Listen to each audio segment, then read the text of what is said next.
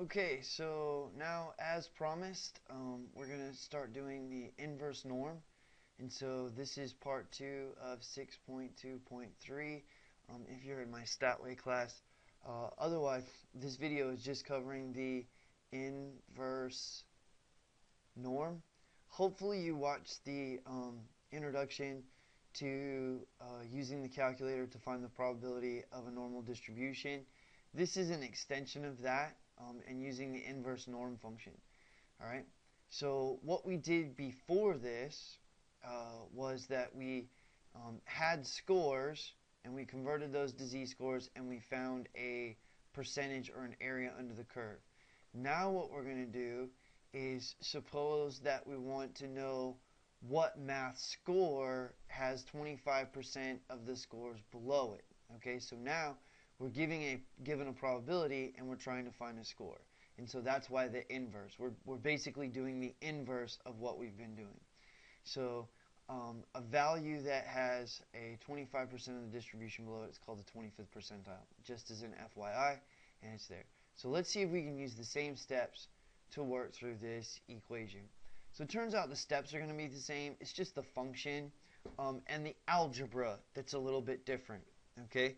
Now, if algebra scares you, hopefully memorization doesn't, and you can just memorize the formula, the new formula. Otherwise, you just do the algebra. All right. So we're going to make a sketch. Okay. So I draw the sketch. Right. Here's our mean. Okay. Just as before is the 514. And then, of course, if I keep adding 113, I'm going to get 1 standard deviation, 2 standard deviations, right? We get 1 standard deviation, 2 standard deviations. Okay? Now, some of you may be asking, why is this here? Okay?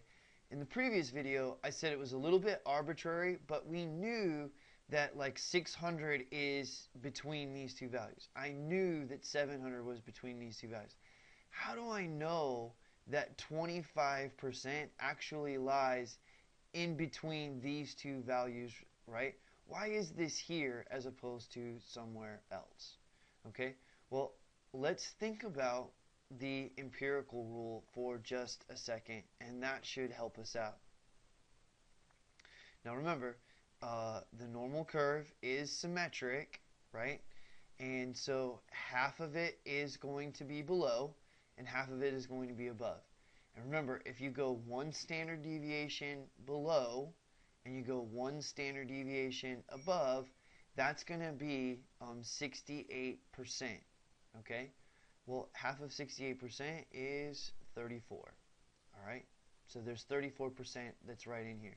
Now if I go another standard deviation to the left and I go another standard deviation up to the right, now this ends up giving you 95% of all of the values, right? Okay, so now let's do a real quick math calculation, right? So 95 minus 68 is going to give you 27. So 27% is in both of these regions, right? And so now I take that 27% and I divide it in half, and I'm going to get 13.5%, all right? So there's 13.5% in here, okay? And now if we go one more, and so now there's 5% left, right? Because 100% is the whole curve minus the 95%. Well, that gives us 5% left. 5% left over in here in this tail and 5% left over here in this tail. And then dividing that by 2, I end up with 2.5%, okay? And so now I have 2.5 here. Let me just, 2.5% is that tail right there. Okay? So this is also 34, this is also 13.5, and this is also 2.5. Now let me prove that to you that I have done this correctly, right? Okay, so 34 plus 34, 34 plus 34 is the 68, okay? Plus the 13.5 that's here, plus the 13.5 that's here should give me 95. And it does. And then if I take that plus 2.5 plus 2.5, the amount that I say that's in this tail and the amount that I say that's in this tail, and that gives me 100%. So each of these is correct. All right. Now, how do I know where the 25% goes? Well, 2.5 is less than 25%, so now I add 13.5 to it. So 2.5 plus 13.5 gives me 16. Okay, so that 16 to right there is 16%. All right, so I know that if I add another 34%, I'm going to be at 50%. So 25 is somewhere between 16 and 50. So if it's between 16 and 50, I just arbitrarily put it right here between those two, because 25% is probably closer to 16 than it is to 50, right? And then I just draw the curve in, okay?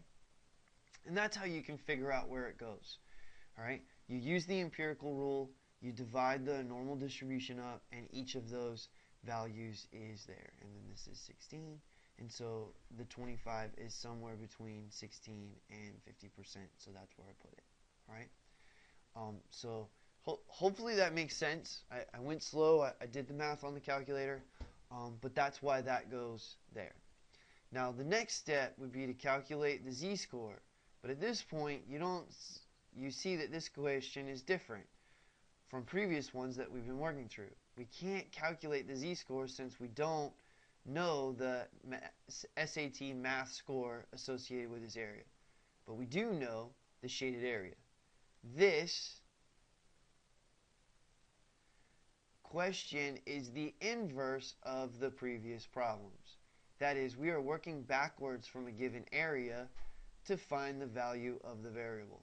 And so there's another calculator command on the same menu as normal CDF that will do the trick, and it's named inverse norm for inverse normal. And if you enter the area to the left of the value that you are looking for in the calculator command, it will give you the z-score for that value.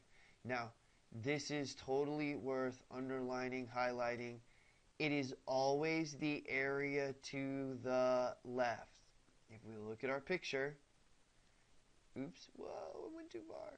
Okay, we're looking at the area shaded to the left of that, what's going to end up being our z-score right here.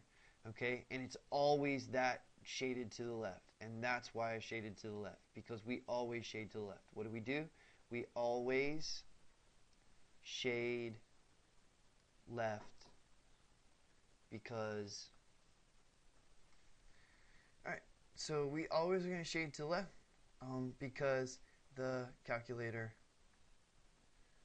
does. Okay, this is what the calculator does, and this is a calculator lesson basically.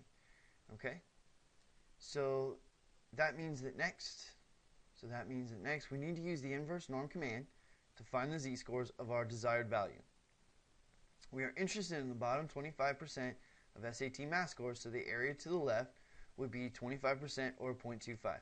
Now, this is a big thing to recognize. Remember, we're talking about probability, and so the number always has to be between 0 and 1 for the area underneath the curve.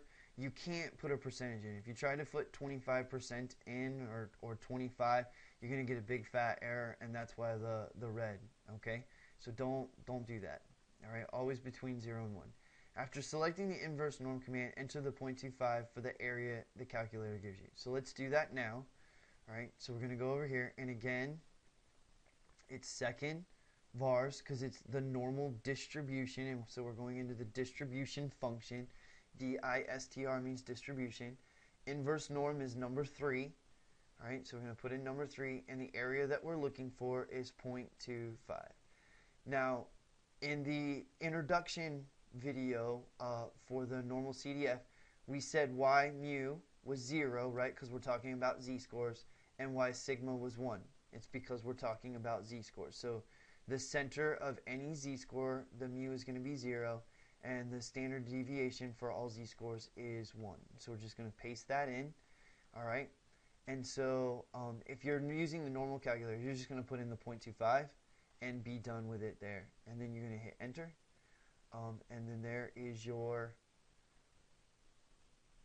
negative 0.67. All right, and so that makes us happy, right? The inverse norm is just negative 0.67, and that's the z-score. The z-score associated with 25% is negative 0.67.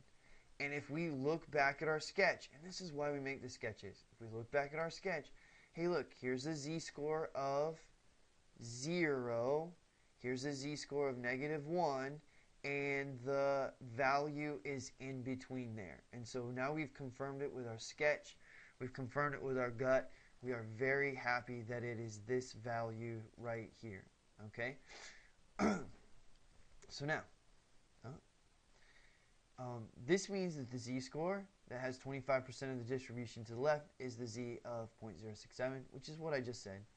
However, we need the actual SAT math score, x, to answer the original question, so we will need to use the z-score to find that value. Recall the z-score formula, okay, is this guy right here. Okay, we like that. Oops. Well, it doesn't matter. So fill in the values for z, the mean and the standard deviation, and then solve for the value of x. Now, you can go through all this fun algebra right here, okay? But if you look at the very end, I want to keep going down, down, down. They have this nice little, right here, they have it solved for you, okay?